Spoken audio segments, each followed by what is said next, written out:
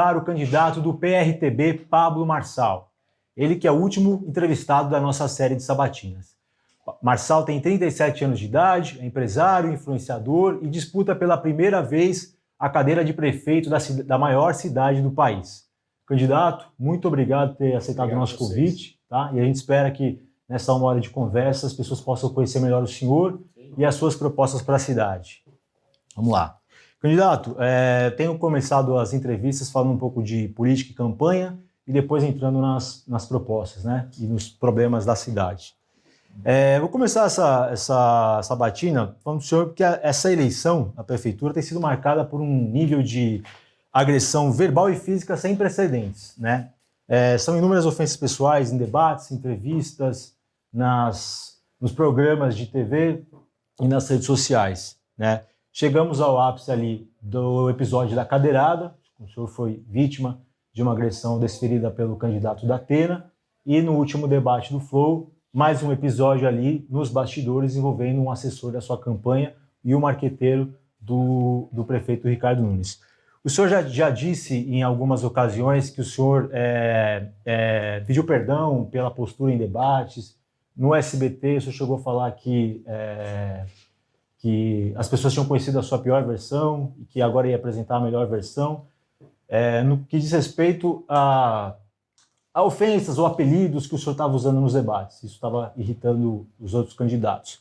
Ontem, eu digo no debate último do Flow, o senhor voltou a ter algumas rusgas ali nos bastidores com o prefeito Ricardo Nunes, falando lá do tchutchuca do PCC. Depois, no debate ali no final, onde o senhor acabou sendo expulso, o senhor citou outro apelido, Bananinha. Estou fazendo todo esse contexto, candidato, porque a minha pergunta é o seguinte: o senhor também nos debates tem falado muito da importância do exemplo, né, que as pessoas, quem almeja o cargo de governante precisa dar. O senhor fala isso, cita até a questão dos atributos físicos, né, citou isso no debate do SBT, um exemplo de cuidado de saúde, né, fazendo referência ali a alguns adversários, falando comedor de açúcar, inflamado, enfim. A minha pergunta é, candidato, assim, que exemplo o senhor dá com essa postura no debate, principalmente para o público mais jovem, e a gente viu isso na Bienal do Livro, é um público que segue o senhor, né? Essa postura que o senhor tem tido nos debates, que exemplo que o senhor acha que ela dá para essa juventude? Exemplo de alguém que está de saco cheio, né? Obrigado aí pelo convite de estar aqui. Impressionante você explanar 2 minutos para fazer essa pergunta. O que está acontecendo aqui em São Paulo é que existe o consórcio comunista do Brasil, implantado aqui. Já tinham definido que o Boulos seria o prefeito, né? O Bolsonaro acabou arregando para o Valdemar Costa Neto, que sacou o Salles. Eu percebi, eu não iria ser prefeito. Eu sou o único desses candidatos que não tem sonho em ser prefeito. Eles estão desesperados, eles dão cadeiradas. O marqueteiro, desesperado, foi ele que começou a agressão, inclusive. Eu acho lindo vocês noticiarem isso errado. Eu não vou chamar de fake news, que são a mania de vocês, né, de uma imprensa militante. Inclusive, vocês recebem dinheiro da Prefeitura de São Paulo. A gente noticiou a agressão. Noticiou a agressão. E noticiou depois o vídeo do senhor então, falando da... Depois é uma coisa. Falou que ele foi detido no Metrópolis, ele não foi. Isso é uma mentira. Ele foi no nosso carro. Vocês noticiaram. Não, ele foi levado para a delegacia. Não foi levado, ele foi no nosso carro. E ele foi lá para registrar um boletim de ocorrência. Ele registrou um boletim de ocorrência de artigo 29 do Código Penal, que é lesão corporal. Ele foi agredido. Vocês não têm responsabilidade com a verdade. Vocês são financiados pela Prefeitura de São Paulo. A Prefeitura de São Paulo pagou esse ano 648 milhões de reais e vocês são um dos felizardos que estão lá. Eu já percebi que todas as boas notícias vocês não veiculam e por mais que o Renan pareça um garoto que está iniciando a carreira dele, ele é um bom garoto, eu falo para ele me encontra quase todos os dias aqui em São Paulo. Eu falo, cara, noticia isso aqui, fala isso aqui. Ele parece ser um bom garoto, os editores é que não são bons. Vocês distorcem por receber... Quais boas notícias não foram? Qualquer boa notícia. Por exemplo, pega uma notícia do Metrópolis aí que eu coloquei uma mulher para dirigir as minhas companhias. Pega que a minha vice é negra, nordestina. Não tem uma boa notícia. Não tem uma notícia... Então, depois você me mostra. Pega uma boa notícia das 206 carretas que eu mandei para o Rio Grande do Sul. Parei minhas aeronaves, fui lá servir. Vocês não são imparciais. E aqui é o grito de um cidadão que não vai afinar, não vai arregar para o consórcio comunista do Brasil. Eu falei da minha postura como governante. O governante tem que ter peito para ir atrás disso. Ontem ficou claro que o Tramontina estava a serviço desse consórcio. O Flow recebeu R$474 mil da Prefeitura de São Paulo. E ano que vem eu faço uma promessa para o nosso povo de São Paulo. Eu vou cortar a bolsa imprensa. Não vai ter bolsa imprensa. Pra você ter uma noção, a Rede Globo sozinha recebe mais de R$100 milhões. E você, na fila do hospital, você com esse rio, que é um lixo, você com o pior ar do mundo. Hoje o ar está tão problemático que você está fumando 4 cigarros por dia, para você ter uma noção. Chegou esse ápice aqui essa semana. Isso vocês noticiaram bem. Então, assim, aqui está o grito de liberdade. E se o povo não se levantar nessa revolta popular contra esses canalhas, eu quero ver quem que suporta isso. Hoje, nesse exato momento, aqui agora, está completando 24 horas que eu estou num jejum só de água. Eu vou ficar 7 dias e eu vou falar para vocês que isso aqui não é uma briga só de eleição. Isso aqui é uma briga espiritual, emocional e física. Eles todos estão contra mim. Não faz sentido nenhum num debate, um sorteio fazer eu sair 3 vezes com a Marina e o mesmo sorteio sair 4 vezes. Isso é improvável na matemática. Improvável. Então, assim, o Tramontina não interrompeu a fala da Atena, ele ficou por 2 minutos me destruindo. Quando ele termina a fala, eu sou jogador, eu percebi isso. Eu assinei a regra. Ele deu uma advertência, só que ele falou por 30 coisas diferentes ao meu respeito, denegrindo minha imagem. Quando eu fui falar, ele me deu uma advertência, eu falei, agora espera, eu tenho a minha fala. Ele interrompeu todas as vezes, faltando 10 segundos. Se eu quisesse baixar a cabeça para essa injustiça, eu ficaria e não seria expulso. Aquilo ali é um absurdo. Alguém expulsar faltando 10 segundos, justamente porque eu não tive a liberdade de falar o que eu tinha que falar. Eu estou sem minhas redes sociais, eu estou sem dinheiro público, eu estou sem tempo de TV.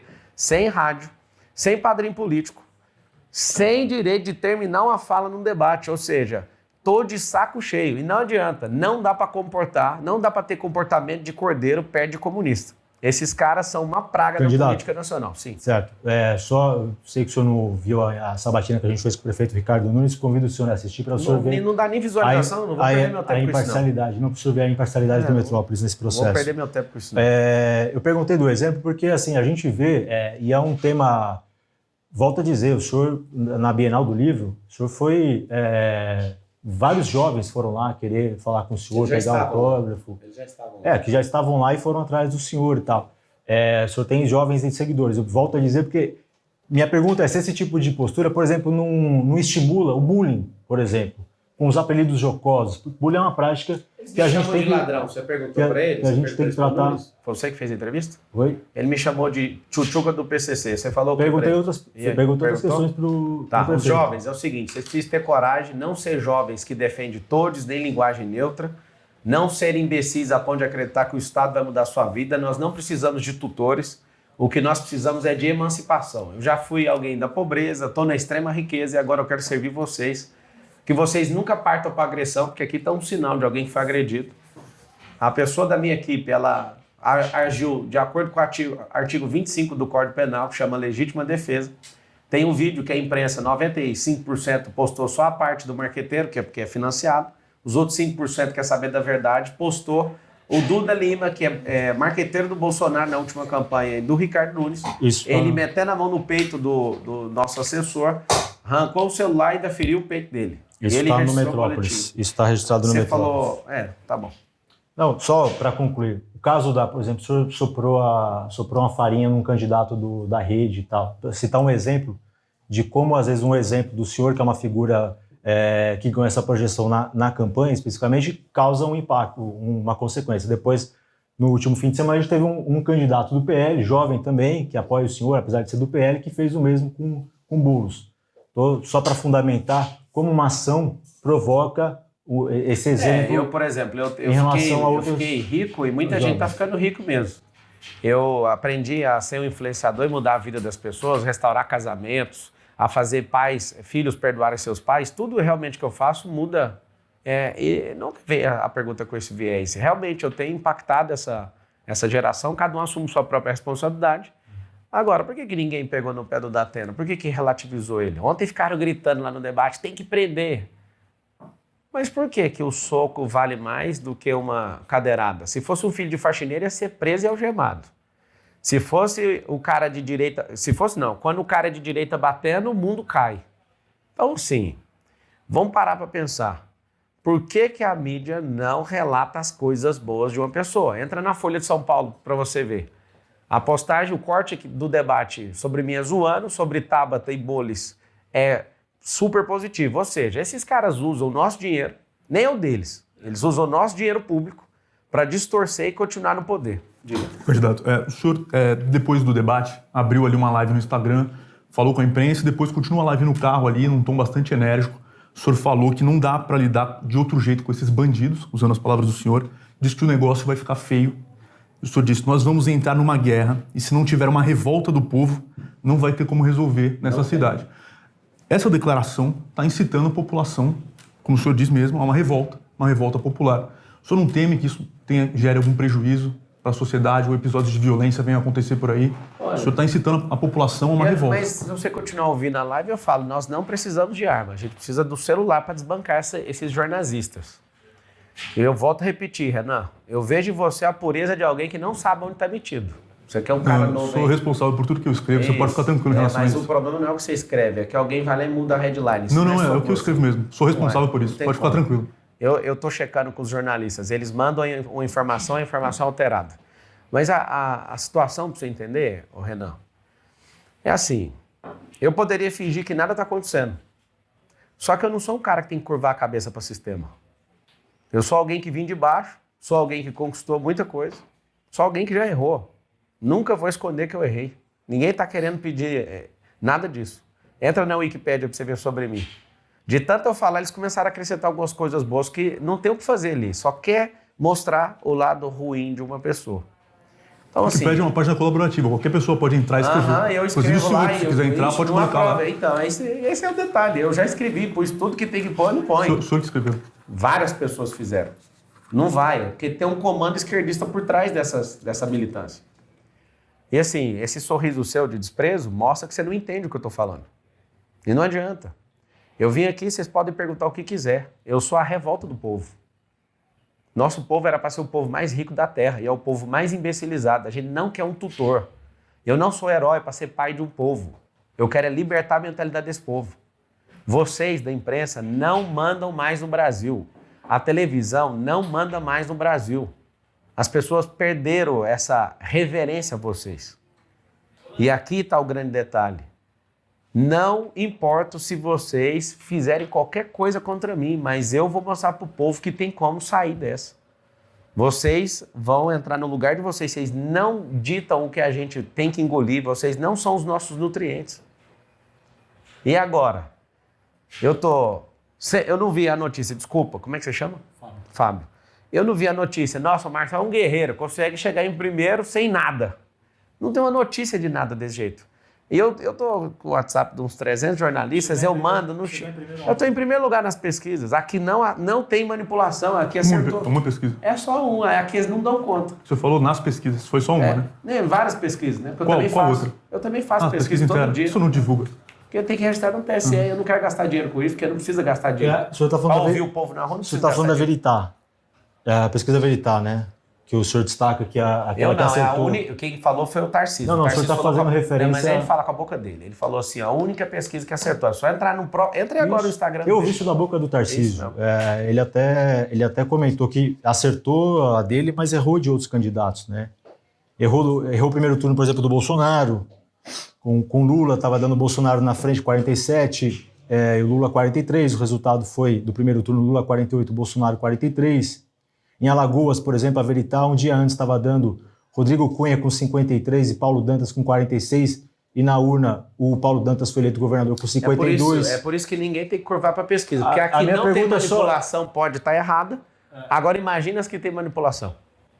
Mas assim, qual que é a pergunta? A pergunta é porque o senhor... Eu não estou defendendo pesquisa, não, porque essa pesquisa ainda está longe da que eu meço todo dia. O povo está revoltado na rua.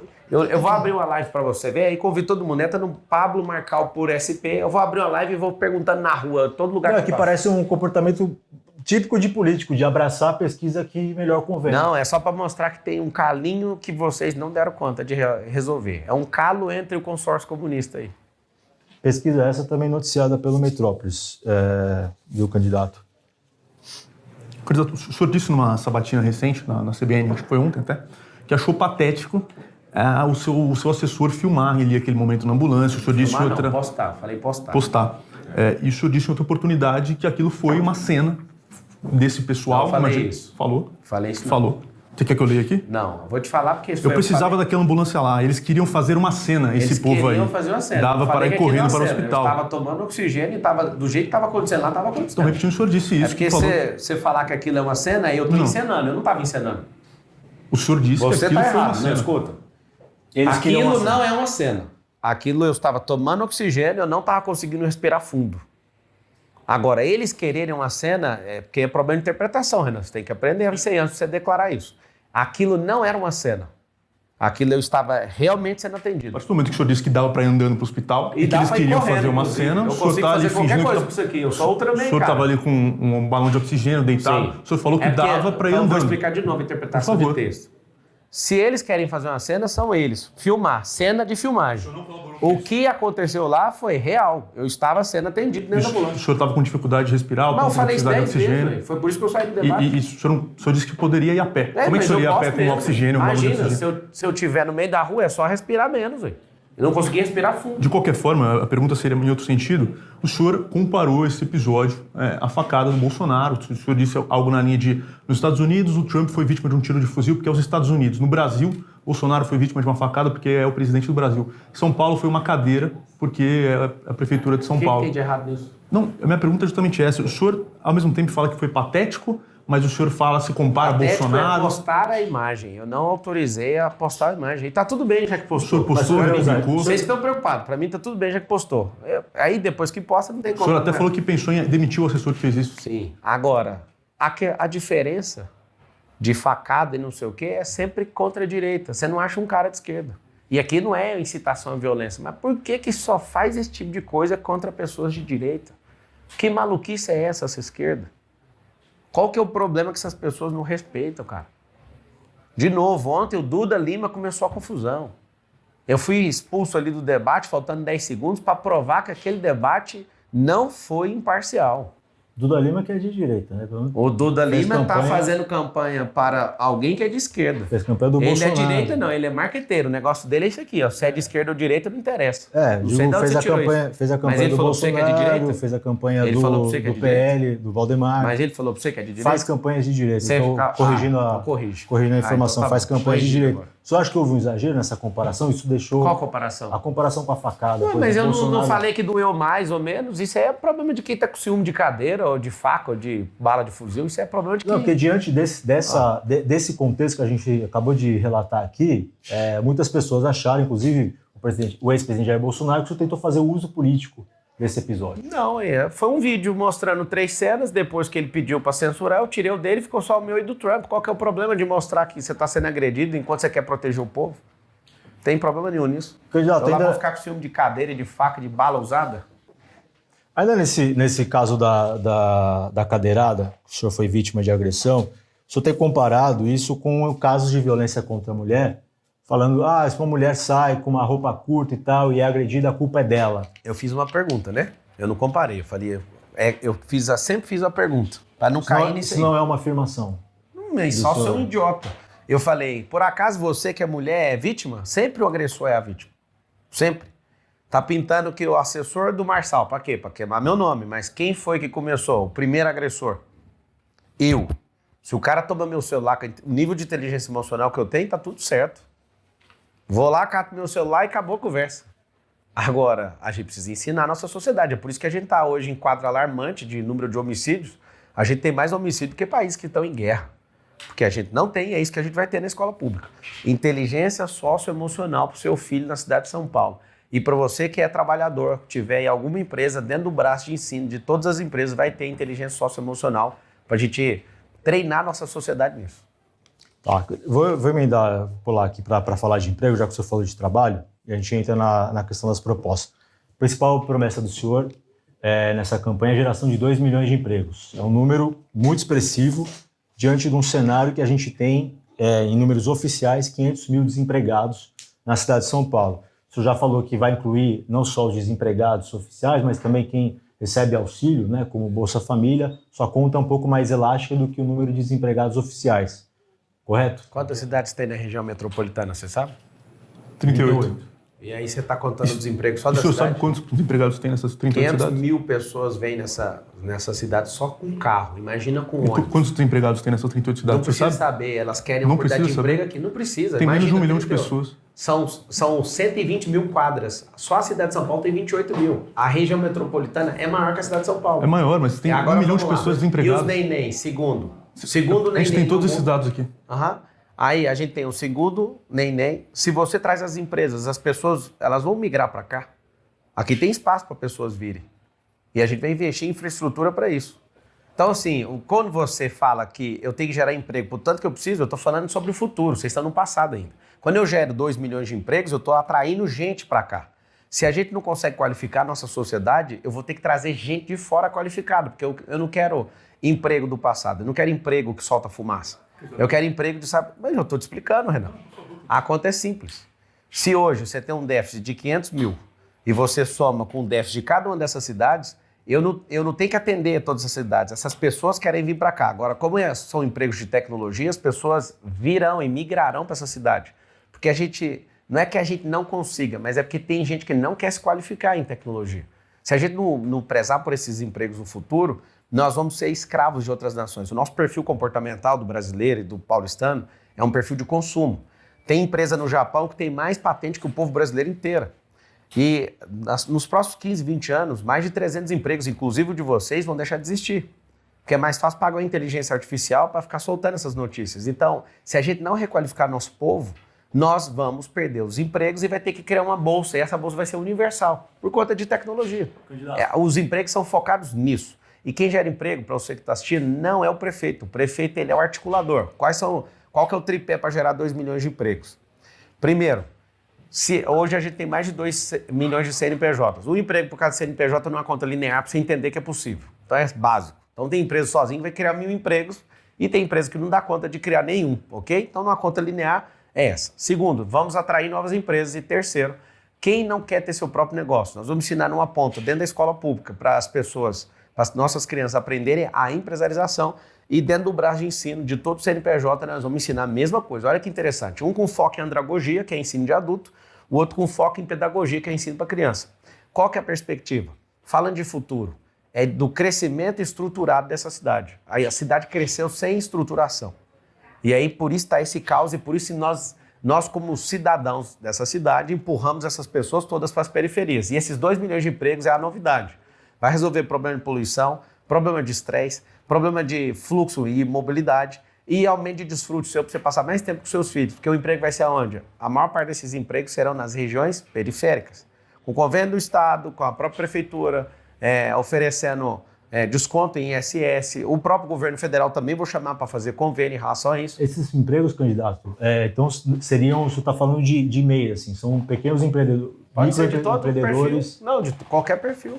Porque, por exemplo, a gente não seriam empregos oficialmente com carteira assinada. Não, carteira assinada, não 2 tem problema milhões com nenhum. carteira assinada. Não tem problema. Só para você ter Não. noção, o governo Porque federal... é um número expressivo. Vou Pergunto explicar porque é um número expressivo. comunista no governo. Só para concluir, candidato. Porque, assim, por exemplo, as empresas do senhor, o senhor coloca lá no site que o senhor tem mais de 1.000 colaboradores. Cara, só na seguradora o senhor tem mais de 30 mil pessoas. E o senhor fala em colaboradores, inclusive, que estão fora do país, em outros lugares e tal. A promessa do senhor é a geração de 2 milhões de empregos na cidade de São Paulo. Você é CPF ou Na- CEPJ?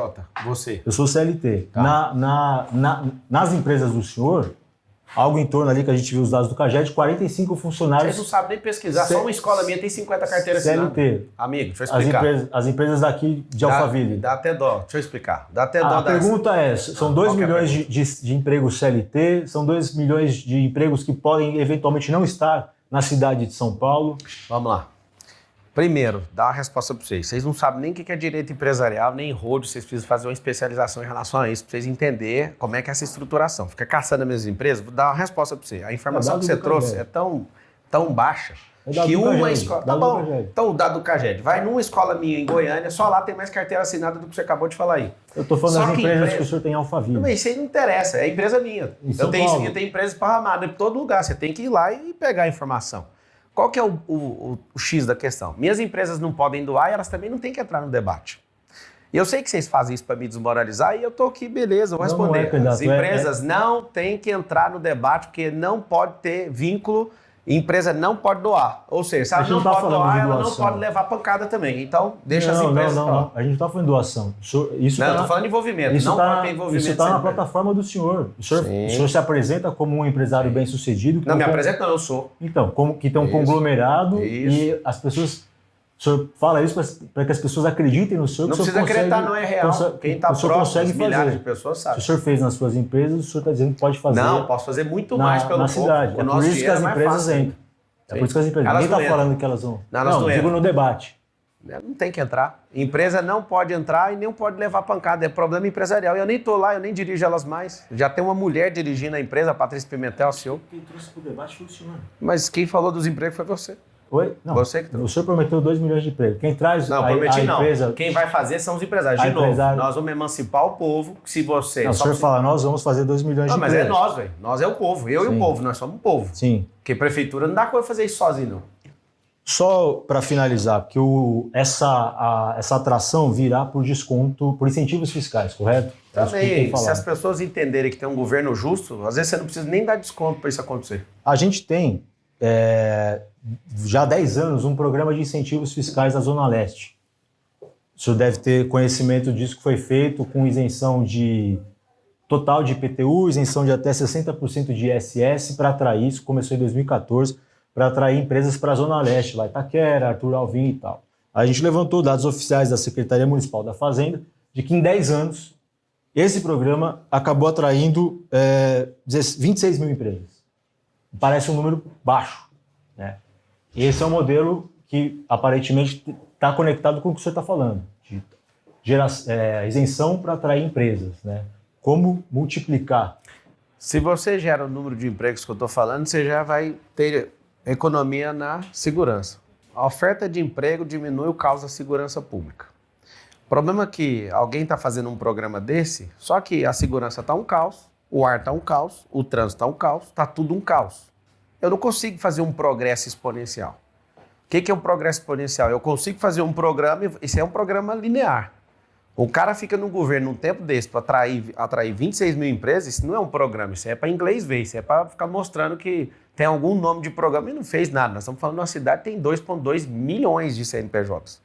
Quando você pega aí essa fatia, você que está assistindo ainda mais analisando que as empresas, no seu grau de maturação, até o 3º ano, mais de 80% delas fecham as portas. Por quê? Porque a gente não foi ensinado em lugar nenhum. Você que foi fazer a faculdade de administração, por exemplo, na faculdade, você não aprende a ter um negócio, você aprende a ser supervisor de alguém que é dono de um negócio. Não tem nenhum ensino na faculdade, não tem nenhum ensino na escola, não tem ensino em lugar nenhum. Nós vamos tratar duas pontas, a andragógica e pedagógica. Nós vamos te ensinar na escola pública, nós vamos te ensinar nas empresas. Por quê? Porque senão a gente não pega esse tino. A gente tem uma falsa impressão que o brasileiro é empreendedor. Não é empreendedor. O brasileiro é guerreiro, ele é batalhador, mas ele não sabe empreender, o número é assustador. Mais de 80% das companhias fecham até o 3º ano. E o maior motivo de fechamento é não dar conta de gerar caixa para despesa fixa. Então, assim, se não tiver uma mudança de mentalidade, não vai ter como. Mais do que a carga tributária, seu filho. Cara, presta atenção. No Brasil Império, tinha 20% e que aqui era uma revolução para destruir esse negócio de 20% de imposto. O Observatório Político fala em 32%, mas quem sabe fazer conta é 40%, 43% de carga tributária. Ou seja, nós já arrecadamos 2 trilhões esse ano. Cadê os benefícios de volta? É muita companheirada, é muito cabide de emprego, é muita burocracia, é muita gente burocrata. Você que é comerciante, você vê o tanto de distorção que você sofre nessa subprefeitura, isso vai acabar. Você vai apertar o 28 e você vai entender que tem como a gente renovar. Lembra do Essá de Queiroz mandando recado. Políticos e fraudas devem ser trocados pelo mesmo motivo. Não adianta, é hora de renovar isso aí em São Paulo. Candidato, o senhor tem prometido, para falar de educação agora, a criação de 1.000 centros olímpicos. O senhor não deu ainda muito claramente quais especificamente o que cada um deles vai ter, né? Mas o valor estimado, segundo o senhor, de cada um deles seria 1 milhão, 1,5 milhão de reais, né? Um investimento total, então, de 1,5 bilhão, mais ou menos. A comparação que se faz, naturalmente, é com os céus da prefeitura, né? E o valor de um deles, um único céu, é muito maior do que esse valor de 1 milhão, né? A gente teve, por exemplo, da Vila Alpina, inaugurado em 2020, custou mais de 50 milhões de reais. Um monte de bandido. E é um centro que tem quadras cobertas, tem 2 quadras poliesportivas, piscina, campo de futebol. E o senhor, eu imagino, o senhor mesmo já disse que vai incluir nesse valor as desapropriações. O senhor disse que não tem espaço para criar 1.000 centros olímpicos. Desapropriações, eu falei que a gente vai pegar das permutas. 1 milhão e meio não é com a área, não. A área a gente vai usar a permuta das 40 mil áreas que a prefeitura tem. De qualquer forma, esse valor é 50 vezes maior do que o valor que o senhor está... Mas é claro, você põe na mão do petista para fazer, quem foi que criou o céu? Quem criou o céu foi petista. E eles... Pega aí, ó, pega a sua reportagem aí. Eles vão fazer ciclovia e gasta milhões. Parece que tá pintando com ouro o chão. É o que eu estou falando para vocês. Se colocar esses burocratas corruptos e comunistas, vocês vão pagar com um preço que não faz sentido. Os Centros Olímpicos, pra você entender, é o modelo que eu quero trazer, que é o que tem nos Estados Unidos, não precisa de cobertura não, cara. A sociedade usa. Eu, quando eu estou na minha casa em Orlando, eu uso. Eu uso pista olímpica de corrida, todos os campos, tudo aberto. Aí você fala, mas a gente tem que fazer um negócio e gastar 50 milhões. Não precisa. A gente precisa de fazer um modelo que já funciona. E esse modelo já é aplicado. Agora, a parte boa, não vamos gastar dinheiro público. Nós vamos fazer, tem 1.000 favelas, vamos fazer nas 1.000. Aí você fala, como? Vamos desapropriar e vamos fazer permuta com as áreas da prefeitura. A Prefeitura de São Paulo, para você ter noção, nós temos 28 mil quadras e 48 mil praças e ruas. A gente tem 41 mil imóveis. Esse banana esse cara que está aí, esse Step na Prefeitura de São Paulo, esse cara tem um problema sério. Ele não sabe lidar com o tamanho da prefeitura, então ele é pequeno demais para tocar um negócio tão grande. Só que aí que está o detalhe. Você imagina eu chegar num empresário, tem 2 milhões. Eu chamo 5 mil empresas, quer doar esse centro esportivo aqui? Quero. Vai ficar sua marca lá por tantos anos. A marca da empresa que doou. Tô falando empresário, se tiver essa oportunidade, eu quero doar vários. Para quê? Para todo mundo que estiver ali falar, mano, a gente tá treinando porque alguém investiu na gente. E de novo, quem que é a empresa? Na escola pública você aprendeu que empresa é gente do mal. Cara, é gente com CNPJ, é o povo. O que é empreendedor? É o povo com CNPJ. Não faz sentido essa guerra que a gente tem uns com os outros. O governo tem que ser cada vez mais eficiente e menor. Por quê? Porque se ele for grande, vai comer seu couro. Vai chegar menos comida na sua casa. Vai pagar conta de luz cara. Todo governo esquerdista gasta dinheiro e aumenta imposto. Não tem austeridade. Eles não levam com respeito o dinheiro público. Só para entender, na comparação do que vai ser essa estrutura, ela é uma estrutura maior, menor, equiparável ao que é um céu? Depende do lugar. Como são vários esportes, quando eu falo olímpico, no contexto onde você tem um campo, e uma pista em volta ali já dá para praticar dezenas de esportes. De arremesso de dado, de tudo, de salto com vara, tudo nesse ambiente. Quando eu falo olímpico, é olímpico mesmo. Os esportes especializados têm que ir para outro tipo de espaço. O esporte olímpico é para ficar aberto, para ocupação, recreação e treino. E a Prefeitura de São Paulo vai criar bolsa para quem? Para quem competir. A intenção é que até 2025 a gente tenha 50% dos alunos e das pessoas que vivem em São Paulo e passaram pela rede pública, só dos que passaram nesse período, tenham um esporte, 50%. Eu não quero mexer com esporte, mexer com empresa. Eu quero ir para a cultura. Onde você for, mas eu quero te falar uma coisa. Você vai ter uma ocupação e nós vamos patrocinar isso, porque é isso que molda caráter. Esporte é uma das coisas absurdas. Por exemplo, esses caras brigões, dificilmente eles são lutadores. Se eles estivessem num esporte de luta, eles não sairiam batendo nos outros, arremessando cadeira. Dá para ver que essas pessoas não têm esse tipo, não foi desenvolvido isso no caráter deles. Tem um negócio que chama luta, tem um negócio que chama briga. Briga é efeito de uma pessoa que nunca entrou numa arte marcial. A pessoa nunca estudou inteligência emocional, qualquer coisa, falou mal da minha mãe, então vou bater. Não, calma, vamos trabalhar a mente, trabalhar o corpo, trabalhar seu espírito, para você não ser carregado e bater nas pessoas, eu tenho que reagir. Não, calma. Você vai prosperar. O único governo que tem a chance de fazer você, que é pobre, prosperar é o governo Marçal 28, assumindo essa prefeitura. Senão sua vida vai continuar normal ou péssima do jeito que está. O senhor falou de atrair empresas nesse projeto dos Centros Olímpicos. É uma proposta que o senhor também está se amparando aí por uma outra promessa aí, que é a construção do prédio de 1 quilômetro. Chamou muita atenção pelo gigantismo dessa ideia, dessa proposta, né? Um projeto que o senhor disse que deve custar algo em torno de 20 bilhões de investimentos para 10 anos de construção, para ficar no Campo Limpo, Zona Sul. Né? Não falei Campo Limpo, falei Zona Sul. Na Zona Sul, tá. Eu em algum momento anotei Campo Limpo, mas na periferia da Zona Sul, isso correto? mesmo. Região de Interlagos para baixo. Na região de Interlagos. Aí, quando o senhor foi questionado no Roda Viva sobre isso, o senhor deu a seguinte declaração, isso que eu queria esclarecer com o senhor. Não vai custar R$1 do seu dinheiro, isso vai ser parceria público-privada. As PPPs, parcerias públicas-privadas que a gente conhece tem no Brasil, elas têm o P de público porque ela envolve uma contrapartida pública. Eu queria entender como o senhor vai tirar esse projeto do papel, atraindo uma empresa para construir isso por meio de PPP várias, né? sem dinheiro público. Primeiro, a gente tem que resolver o problema no plano diretor. Segundo, escolher essa área. Talvez essa área ela vai precisar de fazer essa permuta. Agora, a construção, que é 20 bi, vai custar 20 bi, mais ou menos, com o dinheiro de hoje. Né? Mas antes de explicar, ou melhor, já está explicado. É 20 bilhões, eu imaginei que uns 200 investidores conseguem fazer isso. Eu sou da construção civil também. Mas vamos lá. O Brasil merece ter um marco monumental. O Brasil merece. Eu fico imaginando o dia que alguém falou, cara, vamos pegar o presente que a França deu do Cristo Redentor e vamos gastar um dinheiro absurdo para polir. Eu imagino um tanto de gente na época enchendo o saco. Eu imagino um tanto de gente enchendo o saco quando foi construir a Torre Eiffel na França.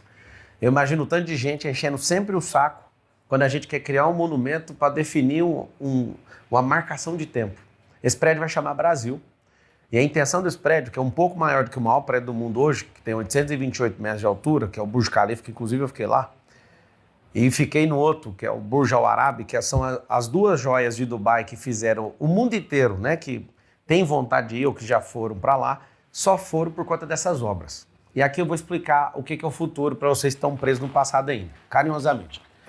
Quando Las Vegas, no meio do deserto, faz uma avenida, todo mundo pirou nos Estados Unidos e o mundo inteiro ficou sabendo disso e veiculou isso nos filmes. Também já fui lá em Las Vegas, já fiquei lá. Aí você fala, poxa, uma avenida, que coisa mais linda, grandes prédios e tudo.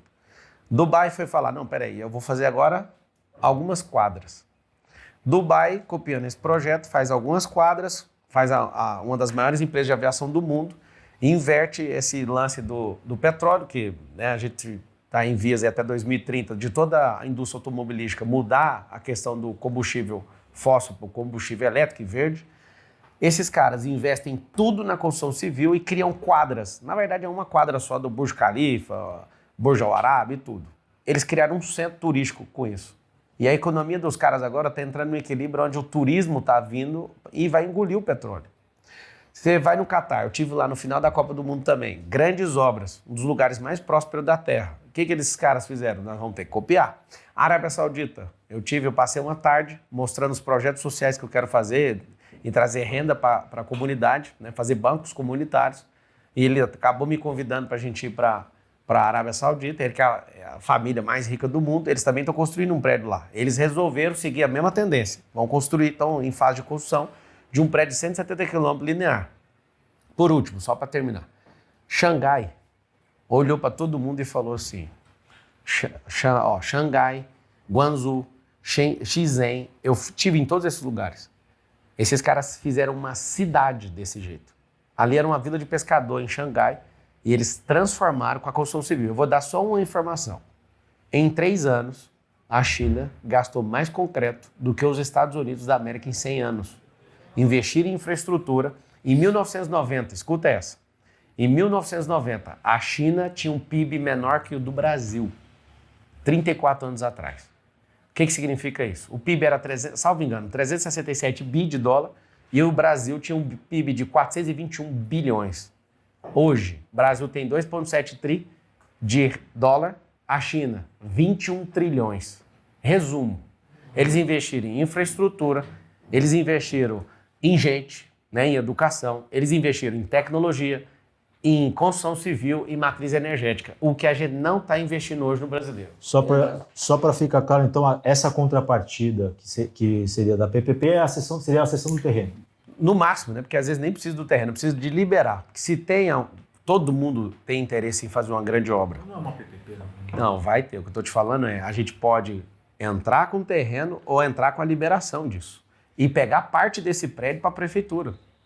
Vai ter a parceria público-privada para acelerar. Se fosse público, não tem dinheiro e não ia terminar nunca. Porque no modelo de democracia, alguém começa com um tijolo, outro derruba o tijolo. É por isso que tem que ser parceria público-privado. O senhor falou 200 investidores, né? Esse é o número por baixo, pode ser mais também. Pode ser mais. É um pool de investidores. O senhor citou até em uma sabatina que o senhor já, inclusive, abriu conversou a respeito com o pessoal que está construindo lá em Balneário Camboriú. Sim. Né? A gente sabe que como funciona, o senhor certamente sabe melhor do que eu, o mercado imobiliário busca regiões onde tem já infraestrutura, onde tem um potencial de ter um lucro maior com os seus empreendimentos, né? Quando a gente fala ali de um prédio, Balneário Camboriú, o metro quadrado mais caro do país... 150 mil reais o metro quadrado. Parece algo muito distante de uma realidade... Mas ninguém está falando de metro quadrado de 150 da periferia. Não, eu digo para atrair Vamos lá, então. investidores que vão construir um prédio de 1 quilômetro, que eles vão ter que vender, atrair muita gente para comprar, para fazer isso valer a pena. Sim, é o seguinte... Como? Né? O como é simples. A periferia da Zona Sul não é o Balneário Camboriú. Se a prefeitura libera... O plano diretor é a coisa simples de resolver. O que mais tem é a gente querendo entrar nisso. Quando a Zona Leste recebe o Itaquerão e todo o desenvolvimento em volta do Itaquerão, aquilo mudou aquela região. Pergunta para todos os moradores da Zona Leste, que é o lugar que eu sou mais forte em São Paulo. Eu quero pegar a prefeitura e criar um novo paço municipal na região de Brasilândia, que é o quê? Levar melhoria para a Zona Norte. Quero o prédio na Zona Sul. Por quê? Porque não é sobre um prédio, é disrupção na construção civil, isso vai mudar o país inteiro. Você imagina o tanto de emprego que uma obra vai dar, mas o que a gente vai construir em volta? Não é um prédio. Vocês ficam impressionados com a figura do prédio ser tão alto e tudo, e você precisa de investir alguns milhões em estudos para terminar, fazer um negócio desse, para viabilizar esse 1 quilômetro. O Sheik, lá da Arábia Saudita, tem o mesmo projeto de fazer um prédio de 1 quilômetro e está em obra já. Leva 10 anos para fazer isso. Lá eles têm capital. Aqui também tem. E é muito. E desde quando o Lula assumiu a presidência da República, a gente nunca teve tanta fuga de capital do Brasil na história. Ou seja, o dinheiro está indo embora porque ninguém acredita no futuro desse país. É por isso que eu estou aqui.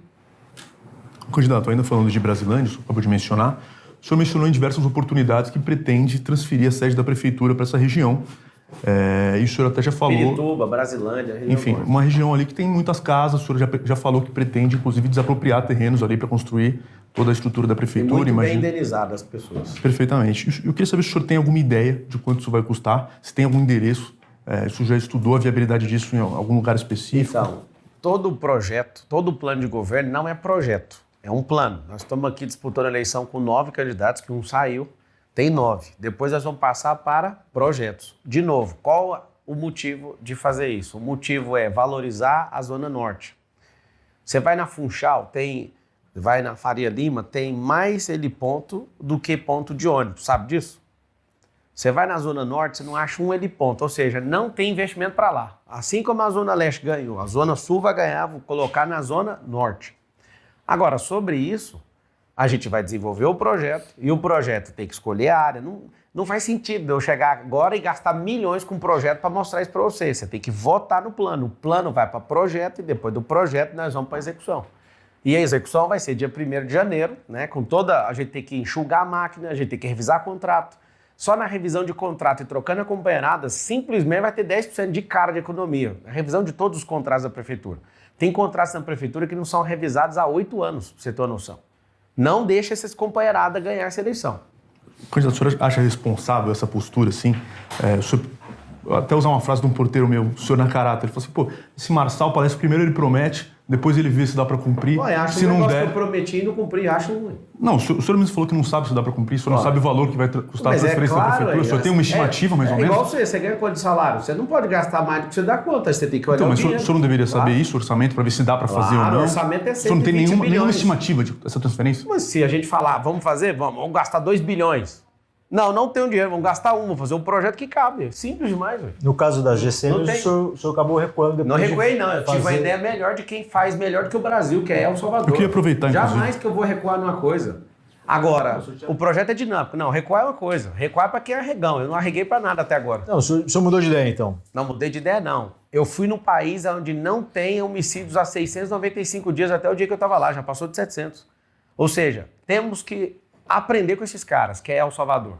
Se você souber, a alegria do povo lá é assustadora. Então eu falei, peraí, mas por que eu vou fazer isso, sendo que esse cara tá dando um show e mostrando O senhor mudou de ideia. O que é isso? O povo precisa de gente dinâmica. Ser dinâmico não é voltar atrás. Tem uma palavra que chama metanoia no grego, significa mudar de rota. Isso não é voltar atrás. Não está voltando porque não dou conta. Não foi por fraqueza, foi por... O povo merece um resultado melhor com a aplicação desse recurso. Perfeitamente. O senhor mencionou El Salvador, a viagem que o senhor fez. O senhor faz uma série de elogios ao governo de El Salvador, no que diz respeito à segurança pública. Para além de todas essas questões ligadas à violação de direitos humanos, que já foram muito exploradas, é um estado de exceção renovado mais de 30 vezes, julgamentos em massa, encarceramento em massa. Existem suspeitas envolvendo autoridades do alto escalão do governo de que elas teriam feito acordos com lideranças das facções ali, MS-13 e Bairro 18, que são as principais facções do país. Inclusive, o Departamento do Tesouro dos Estados Unidos sancionou duas dessas autoridades. Uma delas é o Osiris Luna, que é o vice-ministro da Justiça, que é o número 2 do Gustavo Villatoro, foi o ministro da Justiça com quem o senhor se encontrou. Sim. Eles foram sancionados. Segundo o governo americano, Luna liderou, facilitou, organizou reuniões secretas com lideranças encarceradas das facções. Os encontros, diz o governo americano, foram parte dos esforços do governo de El Salvador por um acordo com as lideranças das facções. Nesse acordo, inclusive, teria sido combinado o apoio das facções ao partido do Bukele, o Novas Ideias, né? Eu queria entender, o senhor falou que vai trazer os códigos de segurança de El Salvador para o Brasil. Coisas que eles acertaram, o senhor pensa em fazer algum acordo com as facções? Isso é ouvido do próprio Gustavo, né? Essas ilações que colocaram contra eles. Por quê? Porque eles resolveram o problema. Então, o governo americano que está falando, né? O governo americano, o governo dos Estados Unidos. O senhor acredita mais num país ditatorial do que no governo americano? Eu acredito no resultado. Eles erraram e eles assumiram. Não importa o meio. Não, eles assumiram. Né? Eles assumiram e falou, não tem como fazer isso aqui se não tiver os erros. Não. Esse ponto específico... Eles assumiram. Das facções. Eles falaram, eu me reuni... Sim, e aí eles o senhor pensa em fazer isso aqui em São Paulo? Não, porque eu não sou deputado, é deputado que muda a lei, né? Não estou falando de lei, estou falando no que diz respeito a encontros com liderança de facções. Vamos lá, as facções já estão mandando a prefeitura. Elas já estão infiltradas. A gente tem um fantoche aí. O prefeito hoje é um fantoche. E o problema disso é que ninguém está enxergando.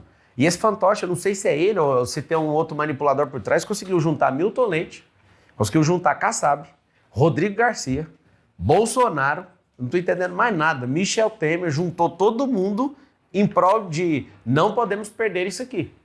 Então, assim, os caras erraram? Erraram. A gente aprende com os erros. Eu não sou a favor do encarceramento em massa, eu sou a favor de atacar na educação. E essa é a última geração do crime. Essa é a última geração do crime. A gente não está falando disso, a gente está falando das reuniões com as facções. Que tem como resolver, ué. Tem que ir lá e encaminhar para o Congresso Nacional. Eu sou jurista, agora vou dar uma ajuda para vocês, tá? O nosso Código Penal é de 1940. Não faz sentido esse Código Penal mais. A LEP, que é a Lei de Execução Penal, está desatualizada, precisa ser atualizada. E aí o que a gente tem que fazer? Que é o aprendizado. Vamos pegar o primeiro então, já que vocês estão querendo pegar o código de lá. Se você é de organização criminosa, sua pena tem que ser maior.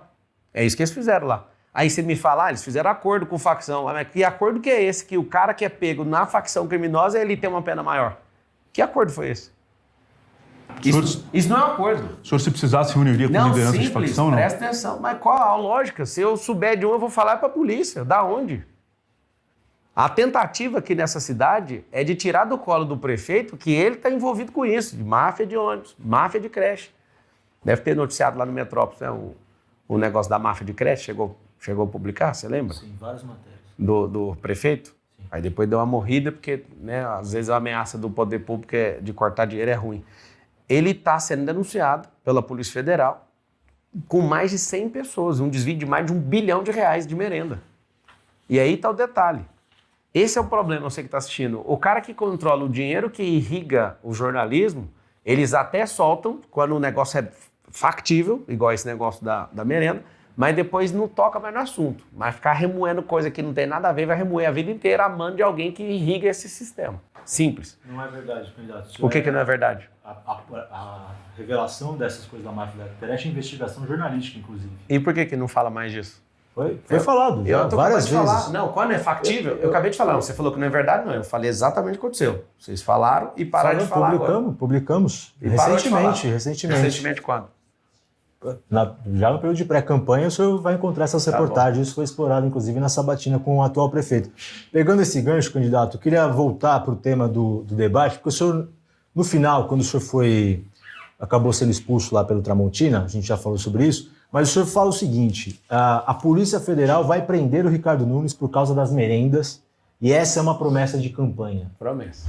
Como é que o senhor pode prometer que a Polícia Federal, que não é da alçada do governo, da prefeitura... entrega as provas para ele. Eu entro na prefeitura, assumo a prefeitura de primeiro, crio um gabinete de investigação, passo o pente fino em tudo e põe na mão da polícia. Sabe por quê? A polícia já está investindo. Precisa de mais informações. Os comprovantes de recebimento da esposa dele, filha e dele, já tem. É por isso que não tiraram.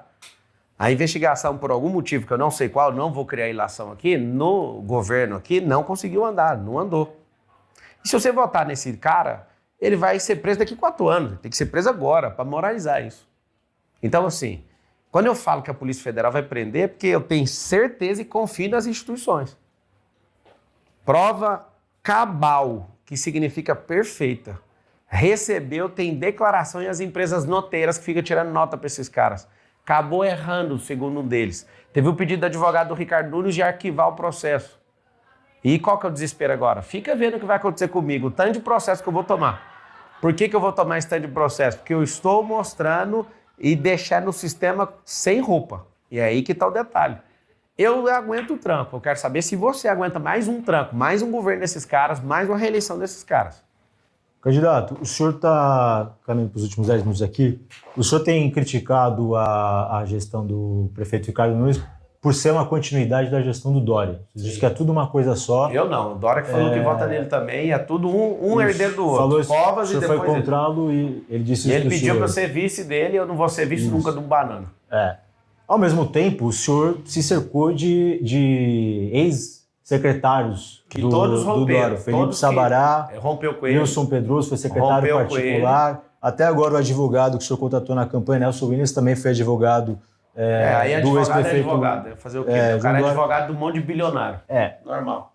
E o senhor, isso estou falando porque adversários do senhor, para lembrar aqui de cabeça, a Tabata já falou isso, de algumas similaridades da campanha, da postura do senhor com o Dória, quando o Dória foi candidato a prefeito, de ter uma campanha, inclusive, nacionalizada, falando de Brasil, né? Dória tinha 14 partidos políticos, ele eu tô sozinho. Tá igualzinho. O Dória, eu digo ele tinha dinheiro público e eu não. Ele doou para a campanha dele ou não. De política nacionalizada.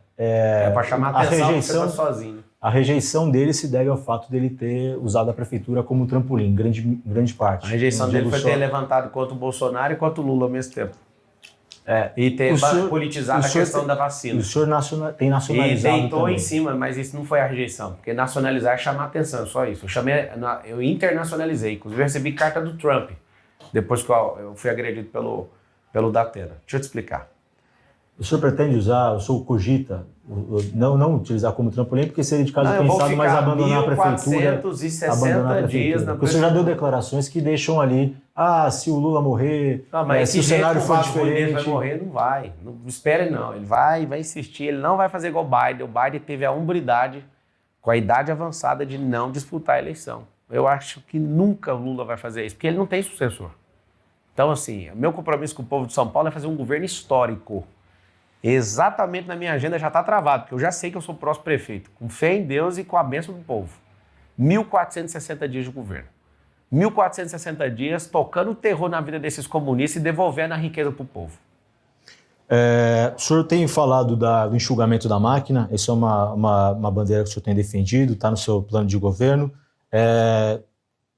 E, ao mesmo tempo, o senhor fala em triplicar o número de subprefeituras, né? De 32 para 96. Para 96. Eu queria entender como vão funcionar essa infraestrutura. A subprefeitura hoje é uma estrutura robusta, né? Tem vários serviços ali, é importante para aquela região. O senhor vai triplicar. Tem subprefeitura que tem 7 prédios. Nós vamos unificar tudo num prédio, parar de pagar aluguel, fazer permuta de novo, com área para quê? Para ter nas 96 distritos que você não tem acesso à subprefeitura. Você não vai precisar ficar faltando um dia de serviço para ter acesso à subprefeitura. Nós vamos demitir esse tanto de companheirada que está trabalhando na campanha política, esse tanto de gente que usa do nosso dinheiro público para ficar perpetuando o poder. Nós vamos trazer um 56, que é o aplicativo que hoje não usa para quase nada. Nós vamos colocar todos os serviços que são possíveis na palma da sua mão. E aí, se precisar de ser atendido presencialmente, vai ter no seu distrito. São 472 bairros. Nós vamos colocar isso aí e nos 96 distritos. Tendo no seu distrito, você tem proximidade. Inclusive, vai ter o gestor de bairro e vai ter os zeladores que, nesses distritos, vão ter ligação com esses líderes, né, do bairro, com os zeladores do bairro, com o GCM, vocês vão ter os contatos das pessoas e vão ficar completamente centralizada a prefeitura. Não para cabide de emprego, para pegar gente que quer oportunidade política. Não, nós vamos fazer direitinho, pode confiar. Bota no 28. E isso será feito, segundo o senhor, mediante um processo seletivo rigoroso. O senhor até chegou a dizer que bancaria do bolso, né, esse processo seletivo. E eu falei que eu vou fazer, bancar do bolso não. O senhor vai fazer esse processo seletivo, porque entende como vai funcionar. Porque eu não falei o senhor já falou isso uma vez na coletiva de imprensa, eu perguntei para o senhor, lembro disso perfeitamente. Então, vou tirar um dia meu de trabalho, então, antes de virar prefeito, que já é bancado. Queria entender como é que vai funcionar, porque assim, agora, no período que o senhor está de campanha, né, quando o senhor, enfim, escolheu o partido, o senhor já explicou porque escolheu o PRTB, mas o PRTB escolheu um partido cujo o presidente tem essa suspeita de ligação com o PCC. Quando o senhor foi escolher lá o representante do caso lá para fazer um serviço de despachante lá da empresa de aeronave junto às agências, tem aquele piloto lá, o despachante... Tem algum cadastro que a gente pesquisa se o cara é do PCC antes de contratar um despachante? Não, neste caso ele é réu por narcotráfico. Mas eu lá sei quem é esse cara, ele fez... Não, por isso que eu queria entender, como é que vai funcionar um processo seletivo? Tem um processo onde eu sei que o cara é do PCC ou não? Oi? Tem ou não? O TJ, de São Paulo. Pois é, agora você pega. Você digita o nome da pessoa lá, o CPF, você vai vender todos os processos aeronave dele. Pra você ver, nunca vi o cara. O cara foi contratado só para transferir a aeronave. A procuração é específica para venda de aeronave. Tem que ter um despachante, só isso. E acabou, a procuração só fala disso. A aeronave foi vendida e acabou. Nesse processo seletivo do senhor, o senhor pode acabar selecionando, por exemplo, um cara que é réu por tráfico de drogas, um cara que é réu por corrupção. Mexer com droga, quem que vai saber? Vocês dois. O senhor falou que ia fazer o processo seletivo. E fingir que é jornalista. E aí, o que eu vou fazer com isso? O senhor que prometeu o processo seletivo, quais são os critérios que o senhor vai adotar para selecionar as pessoas? Se tiver alguma coisa que atrapalha a conduta da pessoa, vai ser tirado imediatamente. Não vai ter duas conversas. O que eu estou te falando é que jornalista pode ser, dono de televisão pode ser, todo mundo pode ser.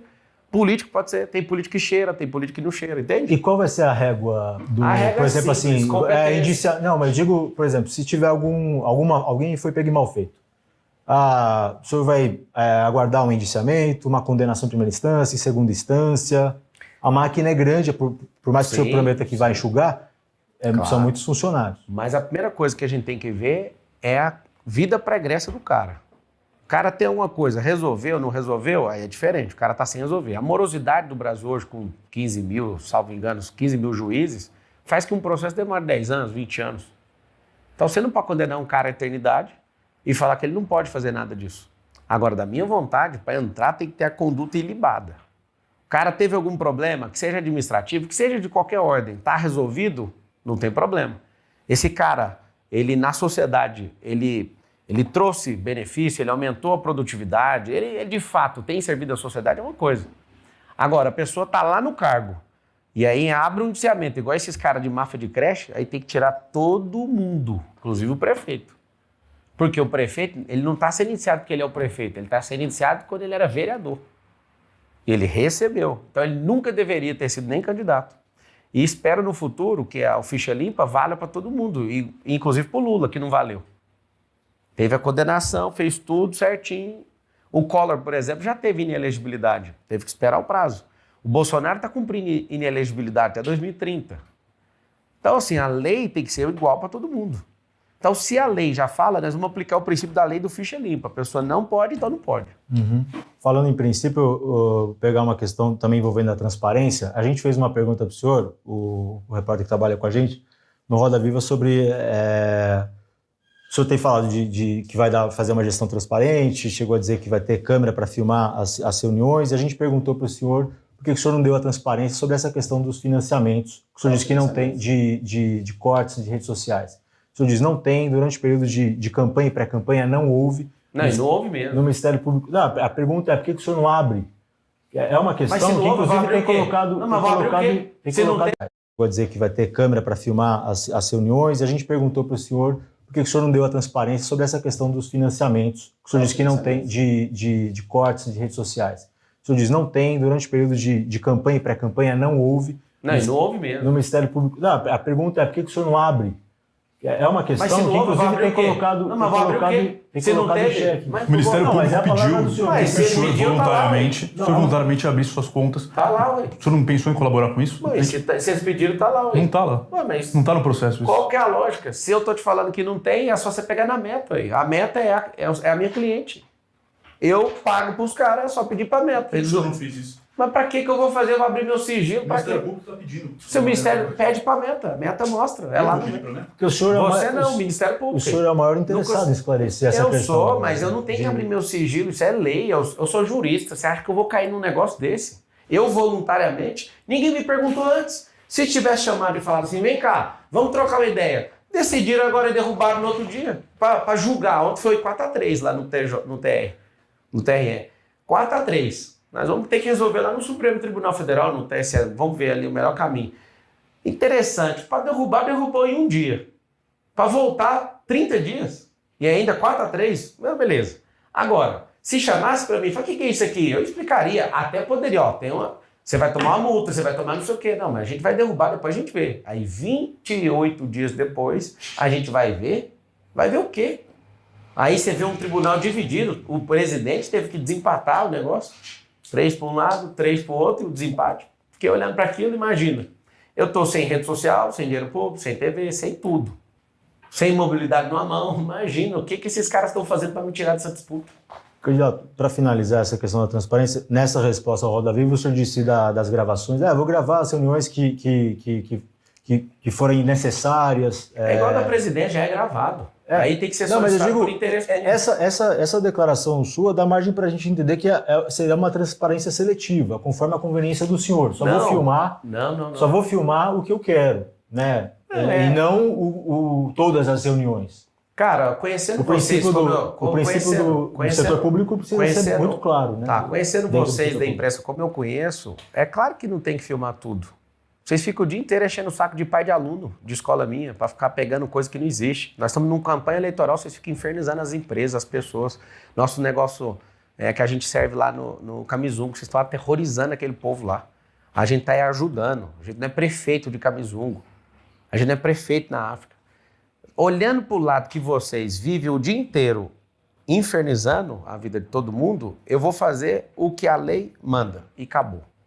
Se a lei manda, eu vou registrar tudo, vou fazer tudo do jeito que tem que ser registrado. Agora, a minha intenção... Então não vai ter nenhuma novidade em Vai ter uma novidade, claro. Informatizar a prefeitura inteira, não é informatizado, por exemplo. Não, filmar as reuniões, só que o senhor quiser. Não, filmar pode filmar todas. Inclusive vai ser filmado. Agora, ter acesso disso tem que ter o interesse público. Não de gente curiosa com site de fofoca. O problema é esse jornalista que virou site de fofoca, o dia inteiro fofoca, o dia inteiro fofoca.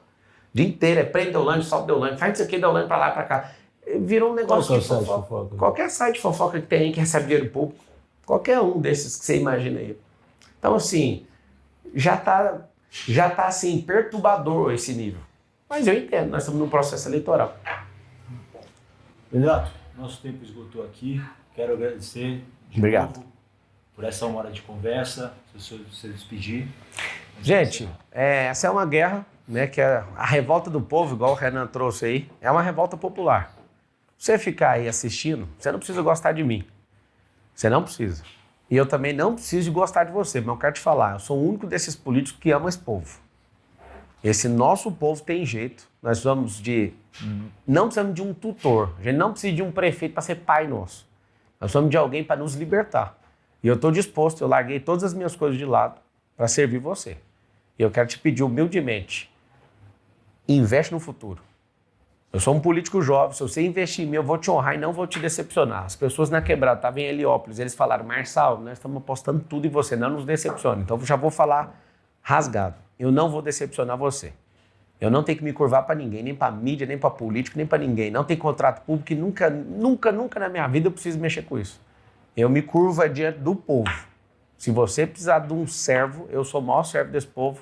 Digita 28, mas usa a tecnologia. Usa o seu Instagram, suas redes sociais, seu WhatsApp. Troca ideia com as pessoas e vamos junto nessa revolta no dia 6. Muito obrigado aí pelo tempo de qualidade e pelas perguntas. Um grande abraço e faz o M.